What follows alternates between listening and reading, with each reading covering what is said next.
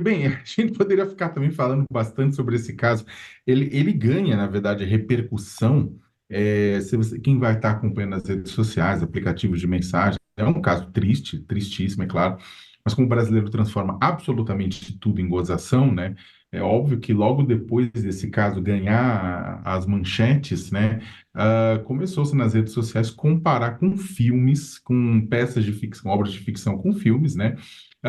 Em que pessoas acabam levando um cadáver como se ele estivesse vivo, né, para vários lugares, passar férias, e até tem uma cena deles levando esse personagem para o banco, né, aquele filme Um Morto Muito Louco, né, que eles levam para o banco para tirar um empréstimo em nome da pessoa que acabava de falecer. Então, essa proximidade entre um filme de ficção, uma obra de ficção, que ganhou a trilha sonora é super conhecida, o próprio DJ Malboro já fez versão disso.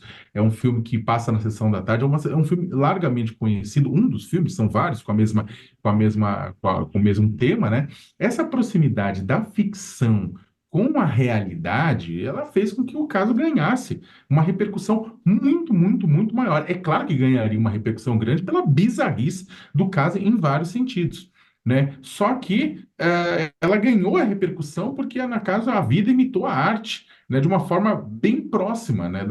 Do que aconteceu nesses filmes, né? E é claro também tem todo o interesse da população por uma situação mórbida como essa, né? Existe uma atração e repulsa ao mesmo tempo do ser humano por coisas mórbidas, por situações mórbidas. Isso também é estudado na comunicação, no jornalismo, essa coisa de se atrair e ter repulsa ao mesmo tempo. Ou seja, porque você tinha um cadáver passeando pelo shopping center, numa agência bancária, né, como se fosse a coisa mais natural desse mundo, né? Só lembrando que a gente não está acusando a pessoa sobrinha de ter feito alguma coisa, um tal tio Paulo, né? Você tem depoimento da pessoa que ajudou a colocar ele no carro, depois depoimento do motorista do Uber falando que, olha, o homem estava vivo no momento. Agora, como bem o José colocou, como você mesmo colocou, é muito estranho. A pessoa está viva, mas não nota que a pessoa está lá numa situação que não responde, né? E aí tem, como falou, a própria advogada que representa essa senhora dizendo que ela tem problemas psicológicos, né?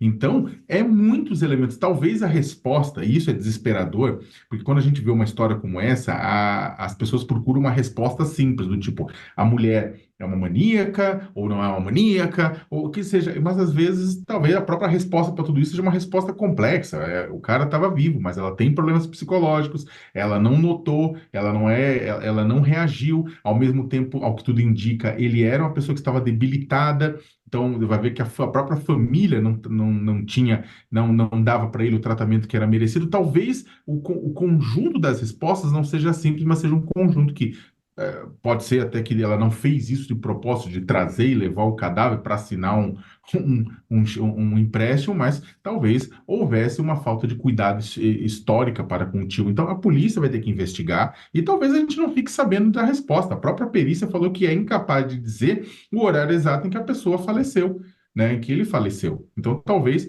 haja uma responsabilização por maus tratos, mas não necessariamente por esse caso. O fato, Diego, é que é aquela coisa de tão bizarro, de tão imitar a arte, a gente viu esse caso sendo usado, inclusive, por trumpistas nos Estados Unidos, ou virar piada no Japão, né? Virou piada no Japão, na Coreia. É uma piada triste, porque a gente está falando de uma pessoa morta, mas é exatamente por conta dessa fricção entre realidade e ficção é que a gente tem visto isso ganhar o tamanho que ganhou. No nosso site tem uma reportagem de Viva Bem que a gente vai colocar aqui na tela. Corpo emite sinais. Como saber quantas horas uma pessoa morreu? A Camila Corsini assina essa reportagem. Ela fala que sinais são imediatos. Parada cardiorrespiratória irreversível, ausência de atividade cerebral constatada por morte, pelo menos 3 exames e avaliação da atividade circulatória são os meios tradicionais de constatar a morte de alguém.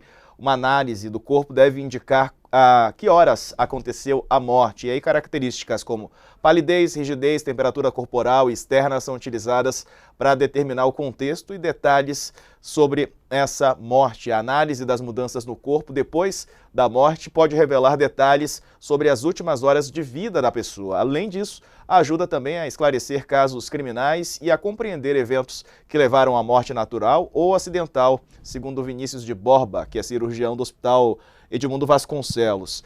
E aí tem sinais consecutivos à morte, diretos e indiretos, além da parada cardiorrespiratória, também aqueles que eu já citei, é o caso da palidez, né, como eu falei há pouco também, chamada de lividez, e a rigidez do corpo, por exemplo. A rigidez começa a partir de 30 minutos. Mais detalhes você tem lá no nosso site, é só acessar